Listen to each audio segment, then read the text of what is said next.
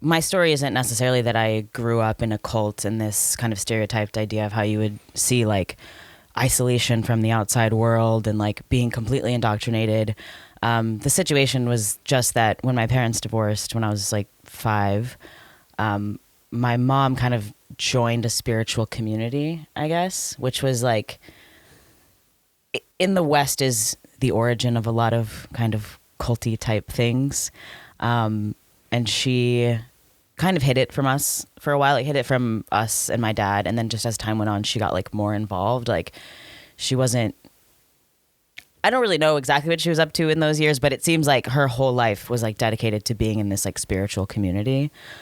And then as my brother and I got older, we just started being kind of like brought into the fold. Like the meetings, we would have these like meditation meetings where you basically just sit and listen to this man on like a throne talking, and he would do like active meditations, and we would play games and go on like outings and stuff. And I was a kid, so I kind of didn't think it was abnormal, you know. Yeah, and in a way, maybe it's not super abnormal. It was just kind of like, oh yeah, like this is just what's happening, which was also odd because I split my time halfway between my mom and my dad's house. So it was like my brother and I were having this experience that we didn't really know how to label in any way, and we weren't talking to anybody because it was just like, this is just what life is like. And then we would go live with my dad, and my dad had like no idea because my parents didn't really communicate with each other very much. And I think they just kind of had no idea like what the other parent was, how they were, parenting us, I guess. And I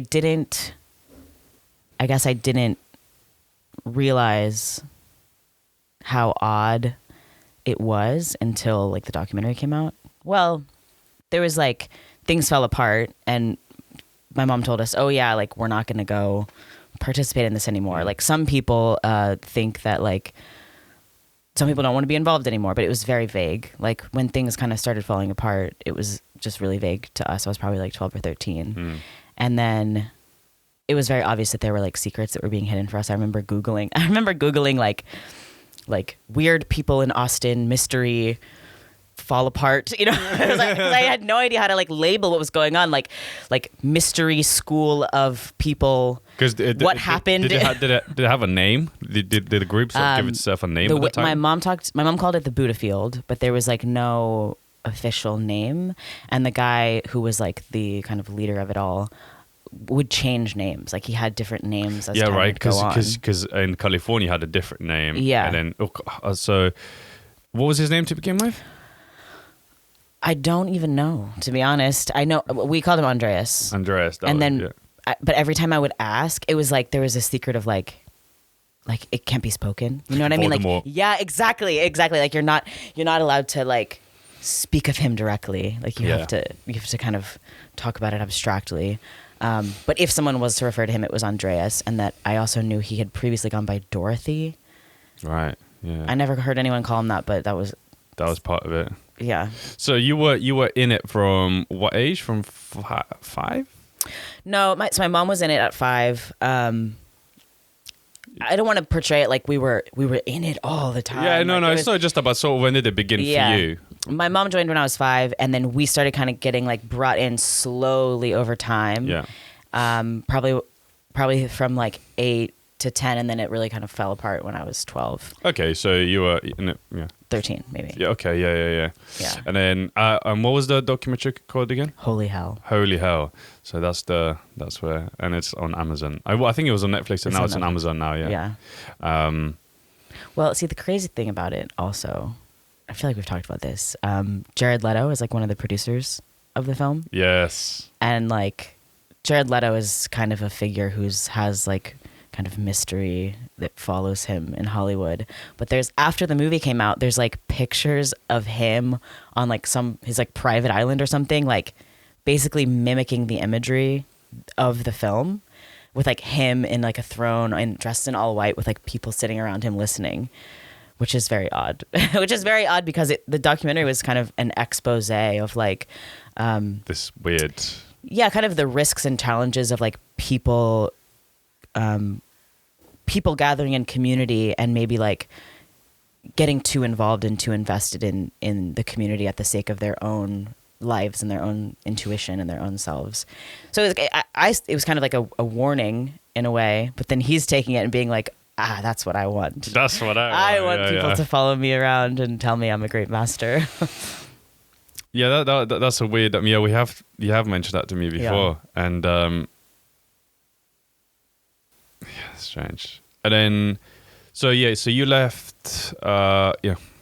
Your mum and you guys sort of left the cult when you were sort of 13, and then the documentary came out like 5 years later. Or no, it was. I have a horrible sense of time. Yeah. But I remember I went and saw it with my brother at like a local theater that was playing it. And it was like kind of one of those like, it's only showing for like 1 or 2 nights. Right. We went and saw it, and like everyone else in the theater was people who had been involved. So it was kind of this throwback for us to be like, oh shit, like I recognize them and I recognize them. Yeah. And we had no idea what the documentary was going to be about. All we knew was that like people left and my mom wasn't involved anymore. And then that was kind of it. Yeah. And so we had also, if you watch the documentary, you'll see that at one point they moved from Austin to Hawaii. And for a while, and at like the move from Austin to Hawaii had to do with like kind of some disclosure about like sexual assault and like sexual violence that had been happening in the cult. And just people were speaking out, and some people were leaving, and some people were defending him and sticking around. And then to avoid, I think there was a lot of paranoia about the state getting involved, or like, I remember there was always paranoia about the CIA or something like following them. Yeah. I don't know that many details about that specifically, but they went to Hawaii to kind of like avoid the all of the like speculation and rumors and stuff. And so my mom and my brother and I went to Hawaii like multiple times to be supportive and to like, just be involved, which is crazy because that kind of felt like the time that we were most involved was like when we were going to Hawaii all the time and like staying in a house with them and like really being a part of it. And so it was really wild to see the documentary that was after people already knew about all the like sexual violence stuff. Yeah. And so it's kind of strange to just be like, wow, we were all doing that. And like, no one told us what was going on. And like, there were so many people who were in denial about what was going on, who were just like still following him. And so when my brother and I saw the movie, we, for the first time, realized like, oh, he was like raping these people that I knew really well, that were like kind of extended family to us. And that was wild. And it was also wild because it was just wild to realize that like my mom didn't tell us, you know what I mean? She was like, you'll figure it out for yourself. So, yeah, it is. Was that my phone? How unprofessional. Shame on you. I know, right? I know.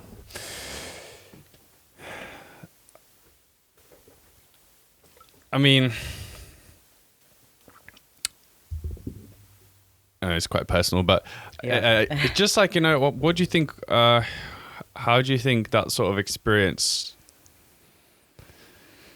scarred you, or not? I guess, lack of a better word, yeah, I guess scarred in it, and not necessarily, you know, the experience by itself, but the fact that you just sort of just didn't know anything until that documentary came out.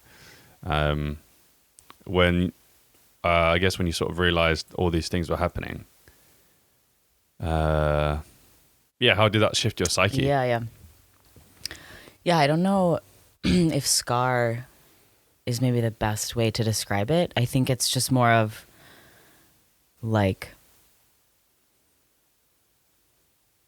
it was an educational experience to have at such a young age, when like most people don't get that kind of insight into like the human psyche and like human impulses and like blind spots in the human psyche until they're kind of older.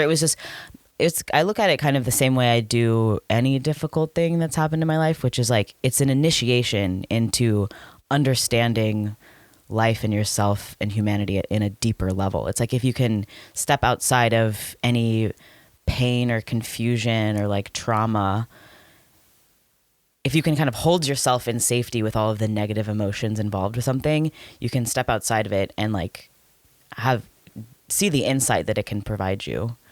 And so I think over the years, I realized that it had given me really keen insight onto the ways that people sacrifice themselves and like their intuition and their truth for the sake of belonging and community and just things that are natural human needs and desires, which is like to belong to a group and to not only to belong, but like to participate in a group and be needed and like need people. Those are deep evolutionary human needs, but also within like the complexity of our social environment, they can be like really twisted into like, they can just be like really kind of twisted and gnarled into some other like darker parts of human nature.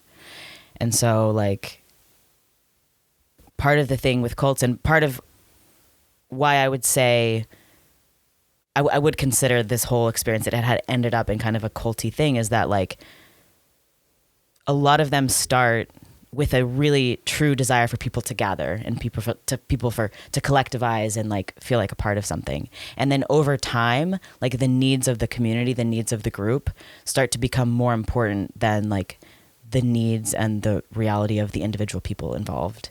And then there starts to become like a party line and like a dogmatic party line about like, well, we as a group, we think this way. And like, we actually do things this way. And then it requires the people involved to start sacrificing their individuality to participate in the group think. And I can't help but feel like that's a natural evolution of like groups when not provided with like appropriate boundaries around the relationship between the individual and the group. And I think that process of like the needs of the group, the kind of dogmatic thinking in order to belong, that process is like you can see that happening in so many other ways, like everywhere in society. Like I wrote a paper in college about how like The Bachelor is that way in a way, but like just this empire of like heterosexuality is like there's certain like things that you do to just belong. And so I just feel like I saw that process happening and like unfolding, and I saw like the negative way that can unfold at a really young age, and it made me like very just aware of those processes. And that's not to say, I would love to give you some story about how like, and therefore I would never fall for that myself. You know, like therefore I like am always so aware of like how I sacrifice my truth for the sake of belonging, because like, you know, I have fallen for other kind of dogmatic group thinking things since then, you know? So yeah, I mean, you touched on a lot there, but you asked for it. Yeah, no, I did. I don't know. For me, I always find the sort of the giving up of your sort of individual ideas and individual thoughts for the sake of, you know, group thinking and stuff. And in like today's society, it's like super relevant, you know, and how I know it's probably not even just in today's society, probably in like all of human history, on how people act in groups to sort of satisfy the group need rather than, you know, them as an individual. And I guess we sort of talked about like the negative side of that, but well, it's a question of like at what point does that like balance become harmful? Because like I'm not 100% like an individualist, like a solipsistic individualist, and like, you know, we should like the selfish gene, we should just only have our self-interest set in mind and like fuck everyone else. I don't think that, but there's a relationship between them, and there's like there's ways to set boundaries between like the individual and the group that are healthy and beneficial to both, and there's ways in which that boundary can be exploitative one way or the other. Yeah, definitely. Yeah, yeah, You know? yeah. And I think that balance is that equilibrium is super hard to find. Yeah. And it obviously gets out of hand, obviously through cards and then all types of other stuff. You know, just pure like political groups and whatever part of society you take. There's always some sort of groupthink that it's and also it is kind of easier to when you're in a group, just not to question things, because questioning things sometimes you end up you end up a bit existential, questioning your whole existence. Well, I think like a requirement for like that relationship to be healthy is that like questioning should always be possible. Like there always needs to be room for questioning, because I also kind of am a believer that like hypocrisy is unavoidable, and that like at the point where you can't acknowledge the hypocrisy of your group, or like even individualistically, like your own hypocrisy, like that's when things are starting to get a little twisted, you know? But if there's room and space to be like, yeah, like maybe this is something we don't completely understand, or maybe there's a little hypocrisy involved there.